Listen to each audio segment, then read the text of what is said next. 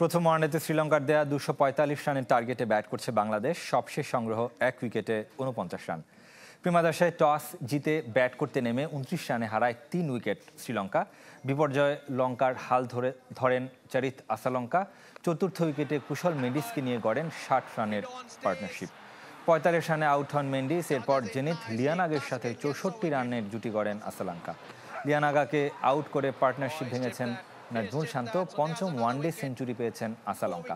তবে বাংলাদেশি বোলারদের নিয়ন্ত্রিত বোলিংয়ে স্কোর বড় করতে ব্যর্থ লঙ্কা। টানা ৩৫ বলে হয়নি কোনো বাউন্ডারি। অল আউট হয় ২৪৪ রানে। ইঞ্জুরি কাটিয়ে ফেরা তাসকিন নিয়েছেন ৪ উইকেট। তানজিম সাকিবের শিকার ৩টি। পায়ের অস্বস্তির কারণে ৬ ওভারের বেশি বল করতে পারেনি মুস্তাফিজুর রহমান। জবাবে ভালো শুরুর আভাস দিয়েও উইকেট হারায় বাংলাদেশ। অভিষেক ওয়ানডেতে ১৩ রানে ফেরেন পারভেজ ইমন।